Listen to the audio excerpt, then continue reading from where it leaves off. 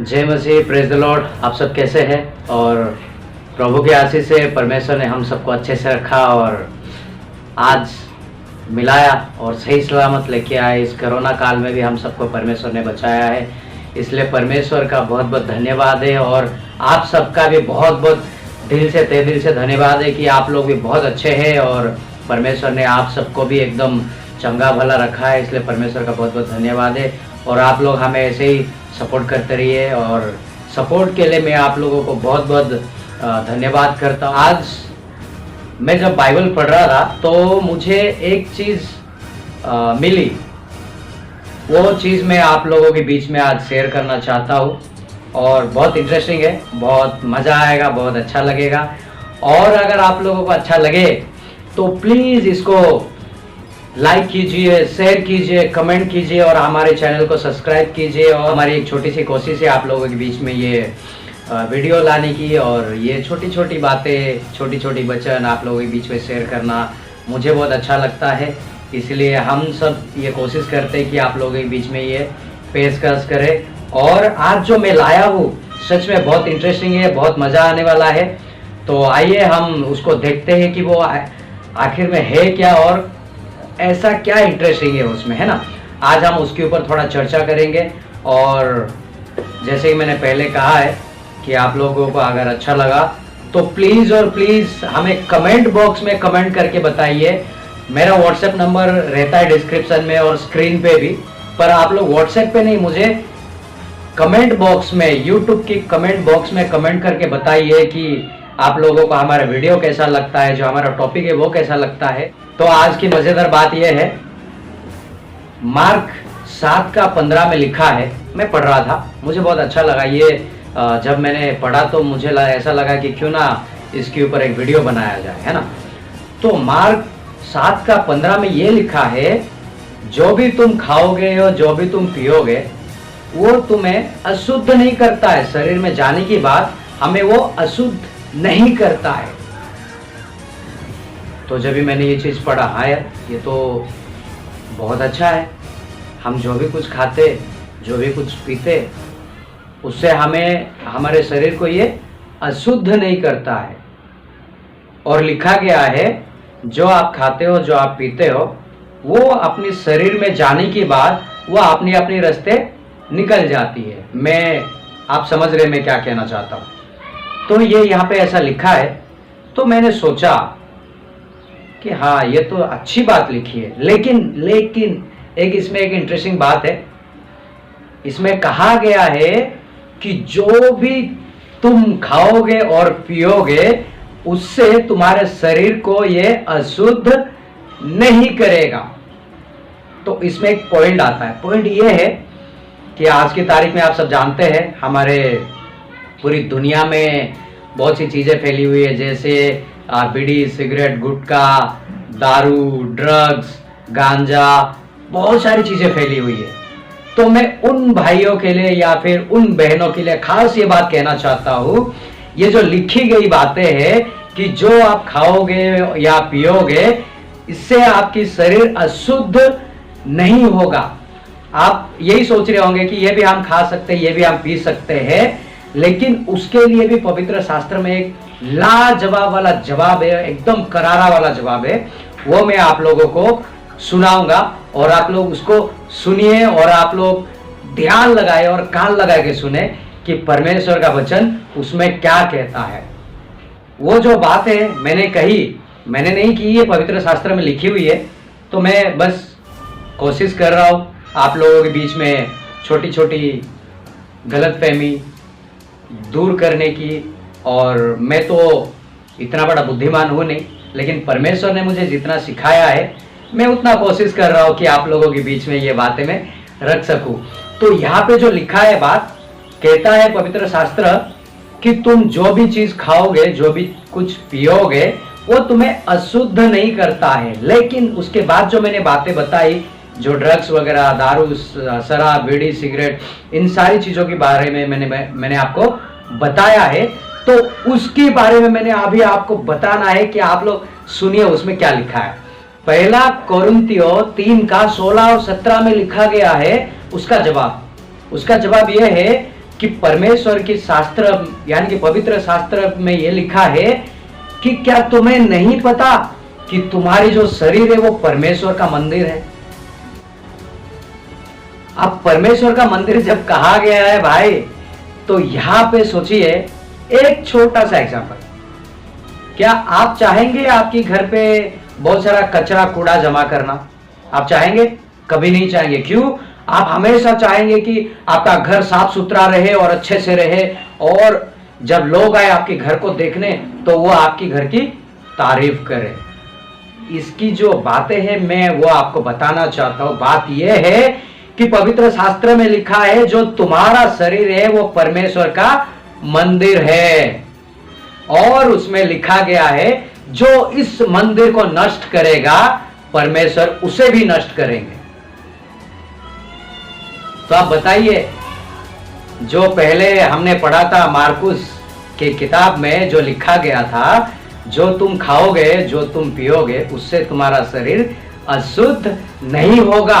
लेकिन यहां पे क्या कहता है कि जो आपका शरीर है वो परमेश्वर का मंदिर है, उसको जो नष्ट करेगा उसको परमेश्वर नष्ट करेंगे। इसका यह मतलब होता है, सीधी सीधी बात यह होता है कि जो हम सेवन करते, बीड़ी, सिगरेट, गुटखा, दारू, ड्रग्स, गांजा, बहुत सारी चीजें, उससे परमेश्वर का मंदिर नष्ट होता है। और उसके लिए परमेश्वर ने कहा है जो मेरा मंदिर को नष्ट करेगा मैं उसको नष्ट कर दूंगा। यह जो वचन आज का है ना, एकदम पावरफुल वचन है। तो आप लोग अगर किसी भी चीज की सेवन करते हैं, जैसे बीड़ी, सिगरेट, गुटखा और तंबाकू या फिर ड्रग्स, शराब, कुछ भी हो सकता है, अगर आप लोग करते हैं उसका सेवन, तो मैं आप लोगों से हाथ जोड़ के विनती करता हूं प्लीज इसको छोड़ देना। क्योंकि ये जो शरीर है ना, ये हमारा नहीं है, ये हमने खरीदा नहीं है, ये परमेश्वर की लहू से धोकर शुद्ध किया गया है और परमेश्वर इसके लिए मोल देके खरीदा है। तो ये शरीर का हकदार हम नहीं है, ना मैं हूं ना आप लोग है। तो प्लीज इस शरीर को नष्ट करने की कोशिश मत करना, नहीं तो परमेश्वर ऐसा नष्ट करेगा। पवित्र शास्त्र में लिखा है कि मैं तुम्हारा शरीर और आत्मा दोनों को नष्ट करने की काबिलियत रखता हूं, परमेश्वर ने कहा है। तो हमारे जितने भी दर्शक हैं, जितने भी हमारे विश्वासी लोग हैं, मैं उन सब से गुजारिश करता हूं, आपकी अड़ोस पड़ोस में या फिर हमारे बीच में या फिर आपकी बीच में अगर कोई ऐसा है जो ये चीज करता है, उसको प्लीज कहिए कि भाई या बहन, ये जो तुम कर रहे हो ये तुम्हारा हक नहीं है। क्योंकि ये जो तुम्हारा शरीर है इसमें परमेश्वर का हक है, इसमें परमेश्वर बसते हैं, और ये शरीर जो है ये परमेश्वर का मंदिर है, इसको तुमको नष्ट करने का कोई अधिकार नहीं है, उसे कहिए। क्योंकि अगर आप जानते हुए भी अनजान बनने की कोशिश कर रहे हैं तो आपको इसके बहुत बड़ी कीमत चुकानी पड़ेगी। पवित्र शास्त्र में लिखा है, हम सब जानते हैं। लेकिन और एक बात, ये तो हो गई शराब और ड्रग्स, ये सारी बातें की। तो मार्कुस की किताब में एक और चीज भी लिखी है, जो उसके नीचे आप जाएंगे उसमें लिखा है, लेकिन आप जो चीज आप जो खाते हो जो पीते हो वो आपके शरीर को अशुद्ध नहीं करता, ये तो बात हमने कर ली। लेकिन उसमें एक और चीज लिखी है, जो तुम्हारे दिल से निकलता है, जो तुम्हारे आत्मा से निकलता है, वो तुम्हें अशुद्ध करता है। अब हमारे दिल से, हमारे आत्मा से क्या निकलता है? किसी के लिए गलत सोच, किसी के लिए हमारी जुबान से गाली हमारे आत्मा से निकलती है। कभी कभी हम सोचते, अगर किसी सड़क पे अगर खूबसूरत लड़की दिखी तो हमारे मन में व्यभिचार आ जाता है, या फिर कोई खूबसूरत औरत दिखी तो हमारे मन में व्यभिचार आ जाता है। हम अपनी आंखों से व्यभिचार करते हैं, हम अपनी मन से व्यभिचार करते हैं, और हम ना जाने कितनों को क्या क्या कहे जाते हैं। जो हमारे दिल से, हमारे आत्मा से निकलता है, वो सारी चीजें हमें अशुद्ध करता है। क्या आप लोग चाहेंगे कि आपका घर कचरा, आपके घर में कचरा बने रहे? नहीं चाहेंगे ना। परमेश्वर भी नहीं चाहते हैं कि परमेश्वर का मंदिर अशुद्ध रहे। परमेश्वर भी चाहते हैं कि उसका मंदिर हमेशा साफ सुथरा रहे। यानी कि हम परमेश्वर के बच्चे हैं, हम अगर हमेशा साफ सुथरा रहेंगे, साफ सुथरा कपड़ों से नहीं, अच्छे परफ्यूम मार के नहीं, अच्छा हेयर स्टाइल करके नहीं, हमारा दिल, हमारा आत्मा से अगर हम साफ सुथरा रहेंगे तो हमारा शरीर हमेशा शुद्ध रहेगा। जो परमेश्वर चाहते हैं वो रहेगा। और अगर हम नहीं चाहेंगे कि इसको हम शुद्ध करें तो इस शरीर में शैतान वास करेगा। उसके बाद चाहे जितना प्रार्थना कर लो आप, आपकी तकलीफें कभी नहीं दूर होगा। चाहे जितना सर फोड़ लो आप, हकीकत बता रहा हूं, चाहे जितना सर फोड़ लो आप, मुश्किल दूर नहीं होगी। आपकी घर में जो तकलीफ है, जो बीमारियों की परेशानी है, जो काम काज की तकलीफ है, जो आपकी पैसों की तकलीफ है या फिर खाने पीने की जो तकलीफ है, वो कभी दूर नहीं होगा। क्योंकि सबसे पहले हमको हमारा जो दिल के अंदर जो कचरा है उसको साफ करना है।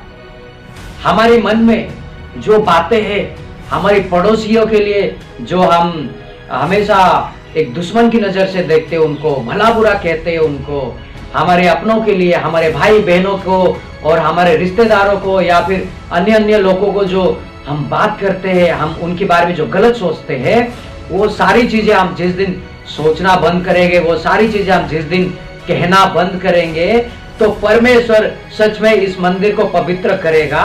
और उस दिन आप अगर प्रार्थना करोगे तो आपका तकलीफ यूं दूर होगा, यूं आपकी मुश्किलें यूं दूर होगा। परमेश्वर आपकी बातें यूं सुनेंगे, परमेश्वर आपकी कार्य को यूं करेंगे। बस एक चुटकी बजाने की जरूरत होती है। जब हम सिद्ध और शुद्ध बनेंगे तब ये सब होगा हमारी जिंदगी में। और परमेश्वर करेंगे, क्योंकि उन्होंने कहा है सबसे पहले तुम परमेश्वर के राज्यों की खोज करो, उसकी बाद तुम जो मांगोगे वो सब तुम्हें दिया जाएगा। उन्होंने कोई कंडीशन नहीं रखा है कि बेटा तुझे इतना ही मिलेगा या बेटी तुझे इतना ही मिलेगा। नहीं, पहले तुम परमेश्वर के राज्य की खोज करो, उसके बाद तुम जो मांगोगे वो मिलेगा। परमेश्वर ने खुद कहा है, प्रभु यीशु ने कहा है। और जैसे मैंने पहले कहा है, ये जो शरीर है ये हमारा नहीं है, इसका हकदार हम नहीं है, इसका हक हमें नहीं है कि हम इसको नष्ट कर दे, जो चाहे जो मन में आए वो कर दे। ये परमेश्वर का है। परमेश्वर ने हमें खरीदा है, मोल देके हमारे लिए लहू बहा के खरीदा है उसने। तो ये शरीर को प्लीज नष्ट मत करिए, नष्ट होने मत दीजिए। अगर आपकी आंखों के सामने या फिर आपकी पड़ोस में अगर ऐसा हो रहा है तो प्लीज उसको रोकिए, उसको होने मत दीजिए। क्योंकि परमेश्वर कभी नहीं चाहेगा कि उसके बच्चे नष्ट हो जाए और खत्म हो जाए। वो कभी नहीं चाहेंगे। इस दुनिया में कोई माँ बाप ऐसा चाहते हैं कि उसके बच्चे इस दुनिया में मिट जाए, खत्म हो जाए और बेकार हो जाए? नहीं चाहते। तो हमारे परमेश्वर कैसे चाहेंगे जो हमें अपने हाथों से बनाया है, अपने स्वरूप में? वो कैसे हमें खो देंगे? वो हमें प्यार करते हैं, इसलिए वो कहते हैं कि बेटा अभी भी वक्त है, सही रास्ते पे आओ। और कहते हैं कि मैं तेरी गलतियां को अनदेखा कर दिया हूं। अगर हमने गलती की है तो हमारे माँ बाप हमें ताना मारते हैं, सुनाते हैं, तूने ये गलती की है, आज इसकी वजह से ऐसा हो रहा है। लेकिन हमारे परमेश्वर हमें आज तक कभी ताना नहीं मारे हैं, ना ही उन्होंने हमें कभी कुछ सुनाया है। वो बस ये कहते हैं कि तू मेरा पुत्र है, मैं तुझे अपने लहू दे के खरीदा हूं, मैं तुझे कुछ नहीं कहूंगा। मैं तेरी सारी गलतियों को अनदेखा कर दिया हूं। कितनी बड़ी बात है, हम में से कोई नहीं कर सकता और हमको करना चाहिए। उसके लिए क्या करना है? परमेश्वर के मंदिर को शुद्ध करना है। जिनको ऐसा लगता है कि बाइबल में लिखा है जो हम खाते हैं, जो हम पीते हैं, उससे शरीर अशुद्ध नहीं होता, ये गलतफहमी दूर कर लो। क्योंकि पवित्र शास्त्र में लिखा है कि ये शरीर परमेश्वर का मंदिर है, उसको नष्ट मत करना, नहीं तो खुद नष्ट हो जाओगे।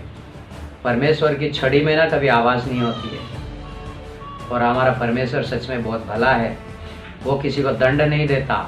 लेकिन हमें कोई ऐसा काम भी नहीं करना है कि परमेश्वर हमें दंड देने पर मजबूर हो जाए। इसलिए हमारे सारे लोगों को मैं ये कहता हूं कि परमेश्वर का जो मंदिर है उसको नष्ट होने मत दीजिए और नष्ट होने से बचाइए। परमेश्वर आपके साथ रहेगा, हर एक कदम पर साथ में चलेगा। जैसे आयजाया की किताब में लिखा है, तू जहां जहां जाएगा मैं मेरे दूतों को भेज के तेरी रक्षा करूंगा। ये सिर्फ बोला नहीं है, परमेश्वर करता है और ये हकीकत है। जो विश्वासी है उनको मालूम है, और जो विश्वासी नहीं है, जो परमेश्वर को नहीं जानते, परमेश्वर को नहीं पहचानते, उनको इसके बारे में कुछ भी नहीं पता है। हमको पता है परमेश्वर हमारी रक्षा करता है, उसकी दूतों को भेजकर हमें हर एक तकलीफ, हर एक मुसीबत, हर एक एक्सीडेंट से बचाता है, हर एक शत्रुओं से बचाता है। ये सच है जो पवित्र शास्त्र में लिखा है, फॉलो कीजिए उसको। मैं जानता हूँ हम इंसान हैं, हम सारी बातें फॉलो नहीं कर सकते, लेकिन कोशिश जरूर कर सकते हैं, और कोशिश करने वालों की कभी हार नहीं होती। और अगर उस दिन यीशु मसीह ने सोचा होता तो हमारे लिए वो क्रूस पे अपना जान नहीं देते। यीशु मसीह ने सोचा होता तो हमारे लिए अपना लहू नहीं बहाते, हमारे लिए कोड़े की मार नहीं खाते, हमारे लिए गालियां नहीं सुनते, हमारे थप्पड़ नहीं खाते, हमारे लिए उनकी मुंह पे थूका गया वो नहीं सहन करते वो। लेकिन उन्होंने हमसे प्यार किया है, इसलिए उतना सब कुछ बर्दाश्त किया है। हम में से कोई भी इस दुनिया में ऐसा कोई पैदा नहीं हुआ है जो यीशु मसीह जैसा कोई बर्दाश्त कर ले, कोई नहीं। यहाँ तक कि हमारे जो पैदा करने वाले माँ बाप भी है ना, वो भी इतना बर्दाश्त नहीं करेंगे जितना यीशु मसीह ने हमारे लिए बर्दाश्त किया है। तो प्लीज मत कीजिए ये सारी काम। प्रभु आपको आशीष करेगा, सिर्फ आशीष नहीं, बहुत कुछ करेगा आपकी जिंदगी में। बहुत सारी चीजें जो आपको नहीं पता है सब बताएगा आपको। ये परमेश्वर का वचन कहता है, मैं नहीं कहता कि ऐसा है। तो आप लोग प्लीज परमेश्वर के रास्ते पे चलिए, परमेश्वर की वचन सुनिए, परमेश्वर का वचन के हिसाब से चलिए, खुद भी बचिए, औरों को भी बचाइए। अपनी नजर, अपनी सोच, अपना दिल, दिमाग, इसको हमेशा शुद्ध रखना हर एक जगह पे, क्योंकि ये हमें पाप करने पर मजबूर करता है। इसको बचा के रखिएगा, ताकि जब यीशु मसीह आएगा बादलों पर उस दिन हम इस नजर से उसको देख पाए, इस आत्मा में हम उसे महसूस कर पाए कि यीशु मसीह हमारे लिए बादलों पर आ रहा है। तो उसके लिए ये बचा के रखिए, कहीं ऐसा ना हो कि हम पाप करते करते इस नजर को खो दे और जब यीशु मसीह आए तो हम उसको देख ना पाए। बदनसीबी होगी उस दिन हमारी, सच में बहुत बड़ी बदनसीबी होगी। तो प्लीज इस नजर को, इस दिल, दिमाग, सबको बचा के रखिए और संभाल के रखिए, पाप होने मत दीजिए। प्रार्थना करते रहिए, प्रभु आपके साथ रहेगा, प्रभु आपको संभालेगा, हर एक तकलीफ, हर एक मुसीबत से यूं बचाएगा, चुपके बजाते हुए। हकीकत है।